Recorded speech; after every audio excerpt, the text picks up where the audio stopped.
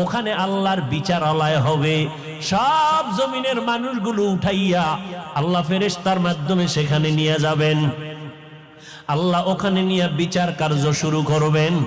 জহুর থেকে ফজর, এই ফজর আর জহুরের মাঝখানে যেই সময়, এতটুকু সময় মাত্র বিচারের সময় লাগবে। এই সময়ের মধ্যে বিচার কমপ্লিট হয়ে যাবে।